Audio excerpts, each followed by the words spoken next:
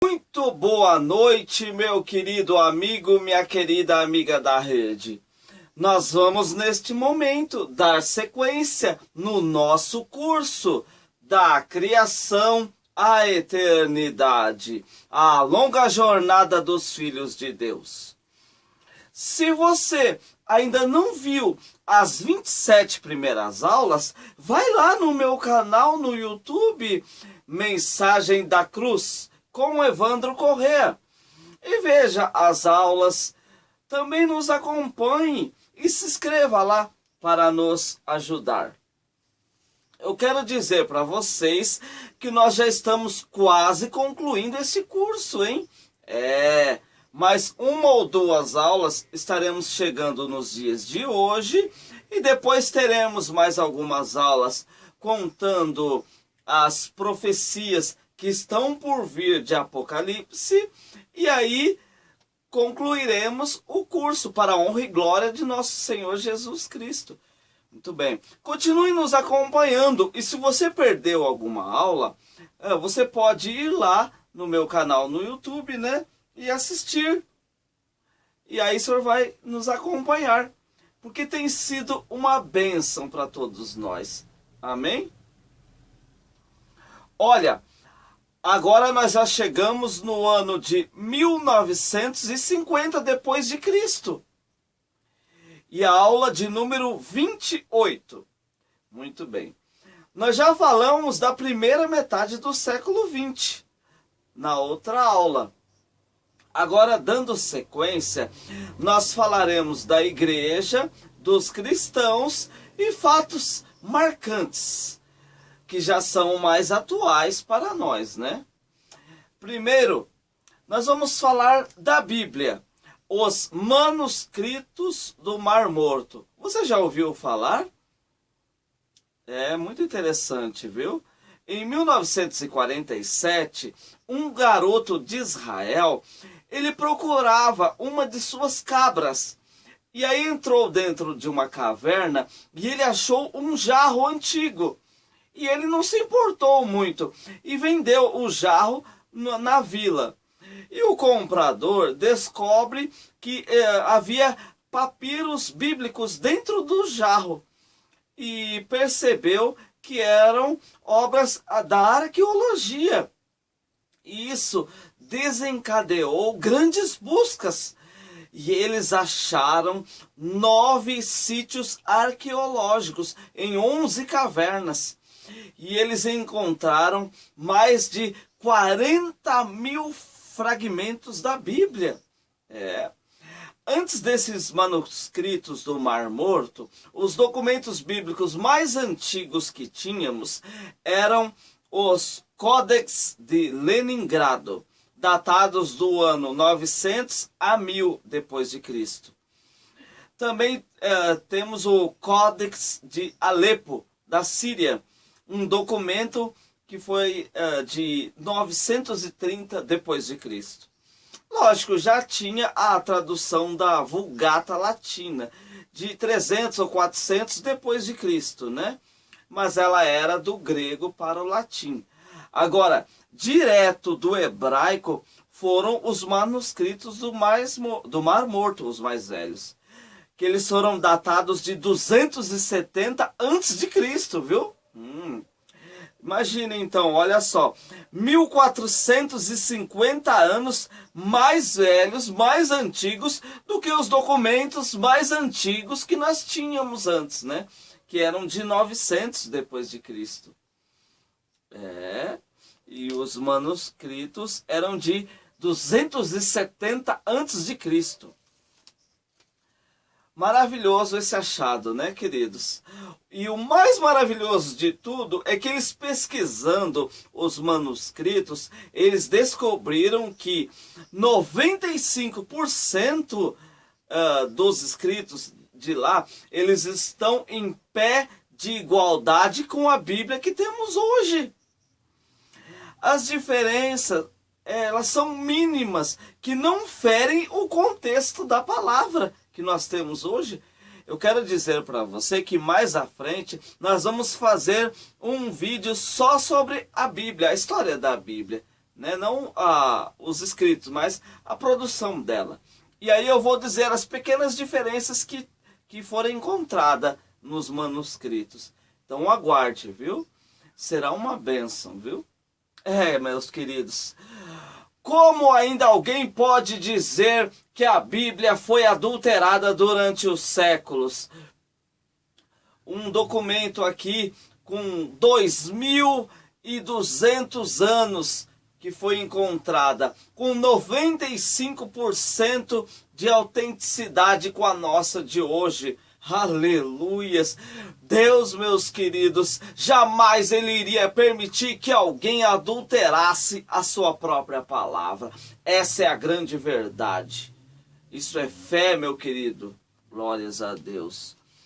Eu vou falar agora de alguns dos grandes vasos de Deus do século XX. Homens e mulheres que foram profundamente usados por Deus e trouxe crescimento e edificação da igreja no século XX. Você deve conhecer, ouvido falar de muitos desses nomes. O primeiro que eu vou falar é Martin Luther King Jr. Ele nasceu em 1929 nos Estados Unidos. Um negro teólogo, ele se tornou pastor batista no Alabama em 1954. Ele foi casado com Coretta Scott King e eles tiveram 4 filhos. Ele foi um grande lutador pelos direitos civis dos negros americanos. Ele despertou para esta causa quando ele viu uma costureira, a Dona Rosa, ser presa por negar um assento de ônibus a um branco. Veja que absurdo, queridos. Uma senhora simples, negra, negou o assento para um branco, porque ele achava que era para ele, então ela foi presa. E isso despertou em Martin Luther King esse desejo de lutar pela causa dos negros nos Estados Unidos.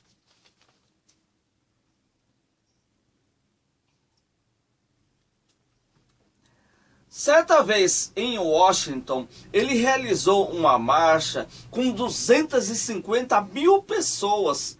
Eles conquistaram muitas coisas para os negros, mas não tudo, né? Infelizmente.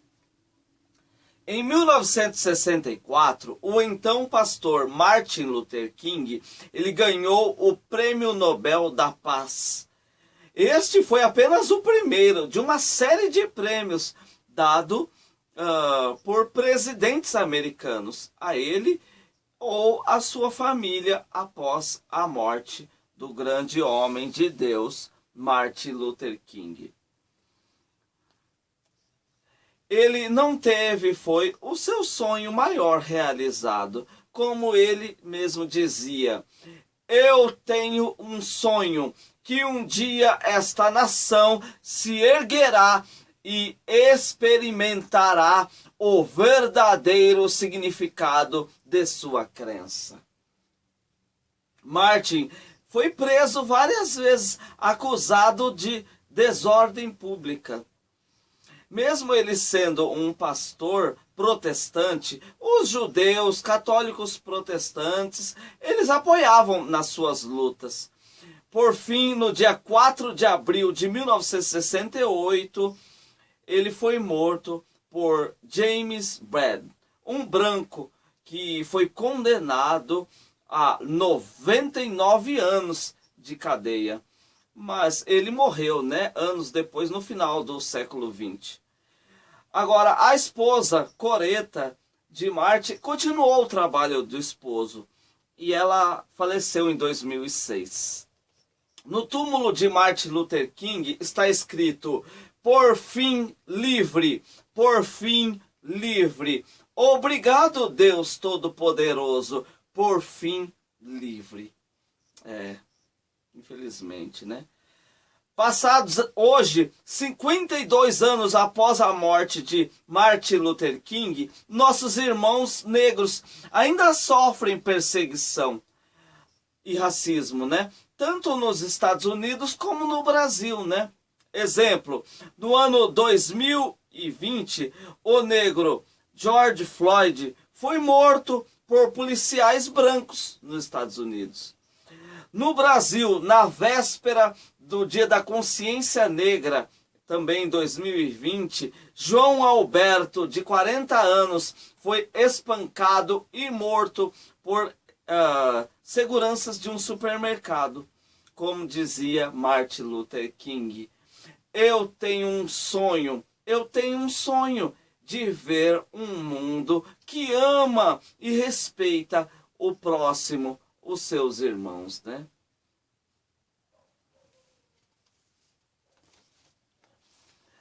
O segundo grande nome do século XX foi Billy Graham, nascido em 1918 nos Estados Unidos. Ele tornou-se o mais conhecido pregador do século XX, batista arminiano. O pastor Billy Graham, ele foi conselheiro espiritual de diversos presidentes dos Estados Unidos. O último que teve a honra de ter Billy Graham como conselheiro espiritual foi o presidente George W. Bush. Billy Graham casou-se em 1943 com Ruth Graham e eles tiveram 5 filhos. As suas cruzadas evangelísticas chegaram a 185 países, sempre com centenas de milhares de fiéis sedentos pela palavra de Deus. Os sermões de Billy Graham, eles não se afundavam muito na teologia, mas com toda a sua simplicidade e amor, eram milhares e milhares de convertidos por onde ele passava. Billy Graham, com seu programa de rádio e TV, chegou a ter 2 bilhões de telespectadores pelo mundo. Ele veio até no Rio de Janeiro em 1974 em uma de suas cruzadas.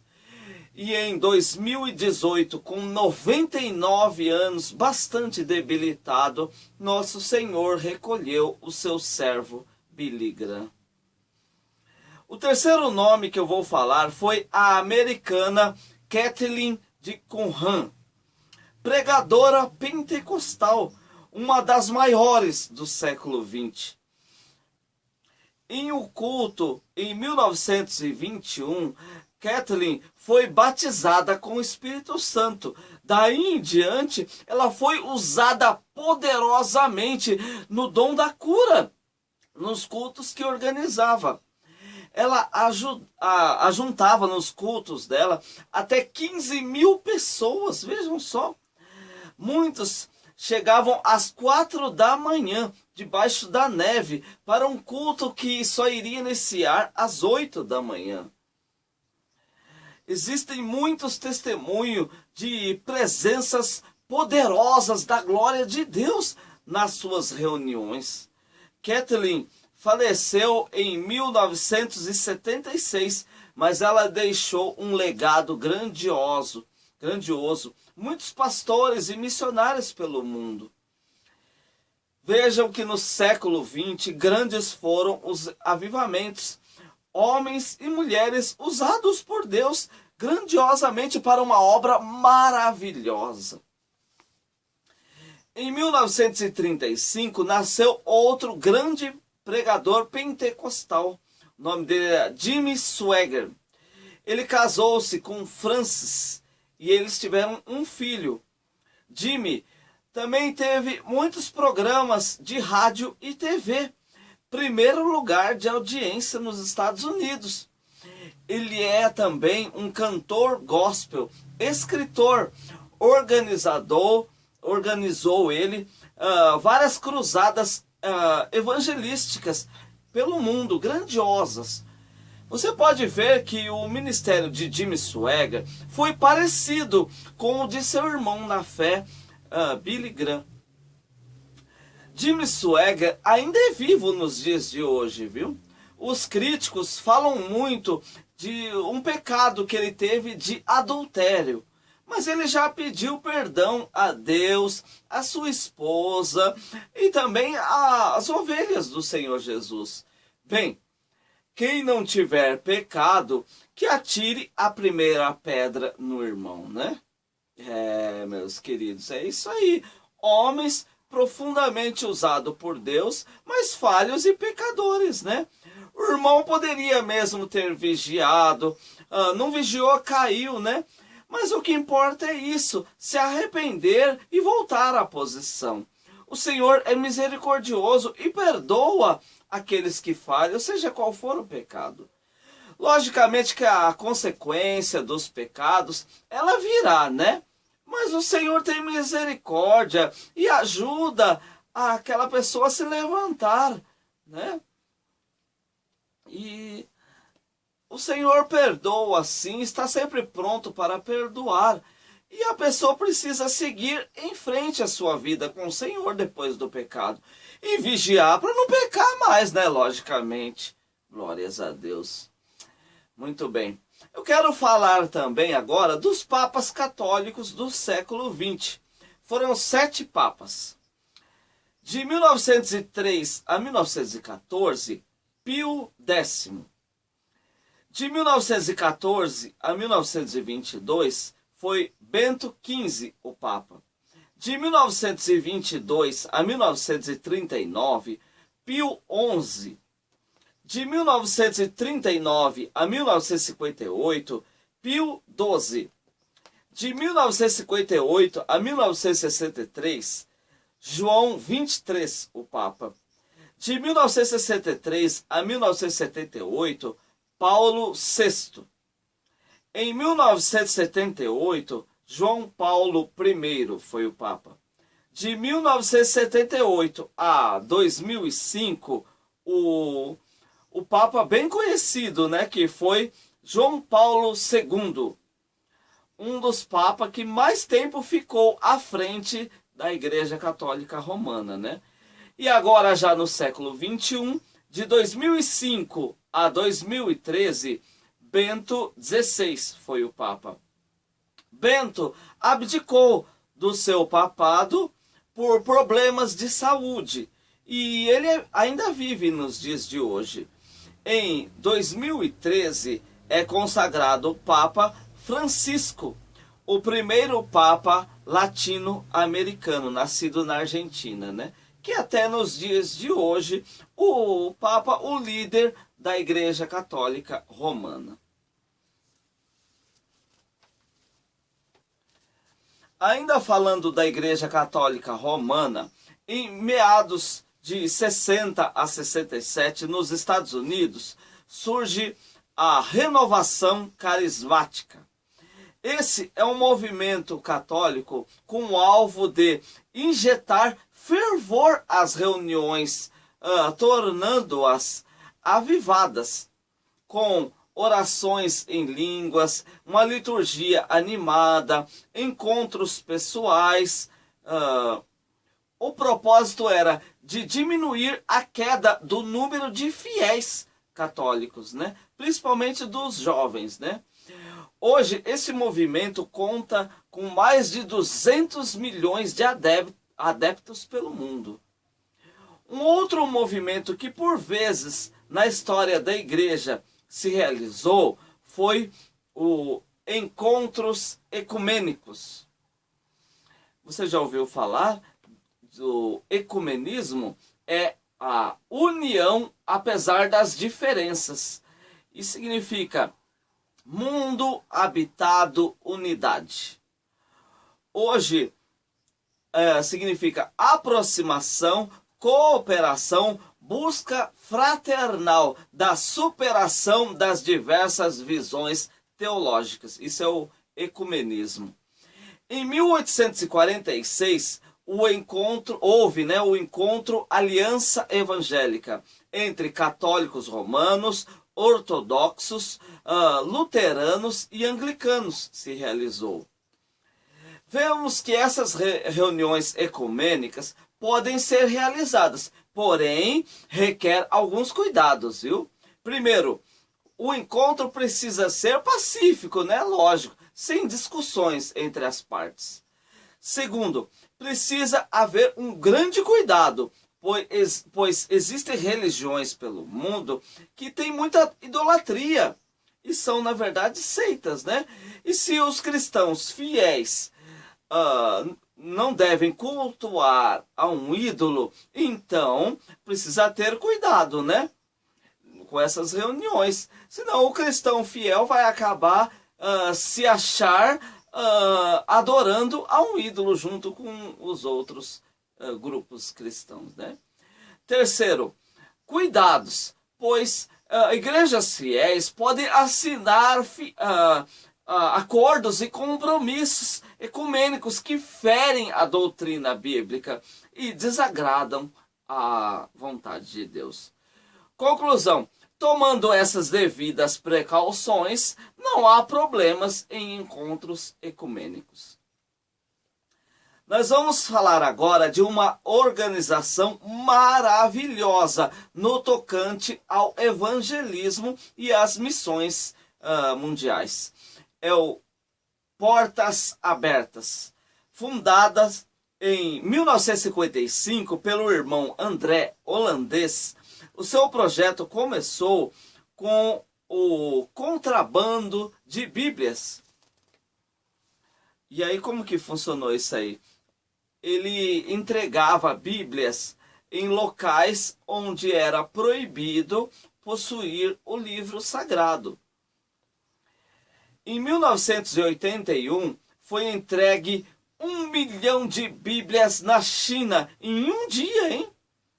E em 1989, na Rússia, também houve um evento nesse porte. Olha só, hein? Mas não era só Bíblias que o Portas Abertas fornece, viu?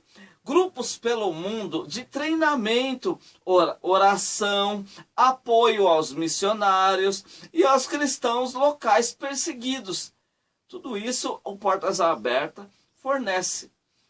Essa organização hoje está em mais de 60 países e sempre ela necessita de ajuda para investir nas missões e nas proteção aos irmãos. O lema do Portas Abertas é ousadia, fé e coragem. Dados revelam que cerca de 100 milhões de cristãos hoje são perseguidos, humilhados e mortos por todo o mundo. Eu vou passar para você uma lista atual dos 10 países de maior perseguição a cristãos. Isso, uma lista de 2021, viu? O primeiro país com maior perseguição e hostilidade aos cristãos é a Coreia do Norte. A segundo, Afeganistão. O terceiro é a Somália.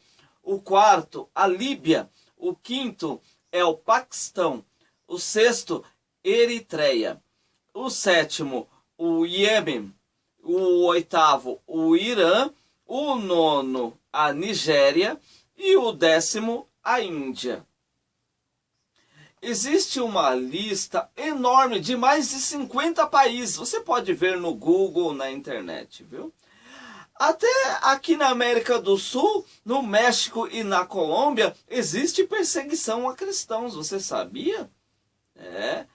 Eu e você, meu querido amigo e amiga, precisamos orar por esses países, pelos missionários que estão nesses países e ajudar o Portas Abertas sempre que precisa. Existe uma sede do Portas Abertas na zona leste de São Paulo, no Brasil. Mas você pode encontrar na internet muitos vídeos, histórias, testemunho de sobreviventes em prisões e torturas pelo mundo afora. É impactante. Veja lá no YouTube testemunho do Portas Abertas. Você vai ver lá também endereços do Portas Abertas na internet para ajudar, para colaborar essa organização. Uma obra séria e muito linda que esses nossos irmãos fazem, né? Vai lá e pesquise esses testemunhos poderosos. Amém? Glórias a Deus. Para encerrar esta aula, nós falaremos do país que há anos está no topo das perseguições, a Coreia do Norte. No início do século XX não era assim, viu? Antes da Segunda Guerra, a Coreia do Norte ela era tida como a Jerusalém Oriental, o centro asiático dos presbiterianos. Mas após a Segunda Guerra, os americanos tiveram que sair, deixar esta nação. E aí, uma dinastia que se instalou foi a Kim, né? E ficou muito difícil ser um cristão na Coreia do Norte. A dinastia Kim iniciou em 1948 com o avô do atual imperador, Kim Jong-un, que é hoje, né? O risco de morte ou tortura ou escravidão é grande neste país hoje, viu?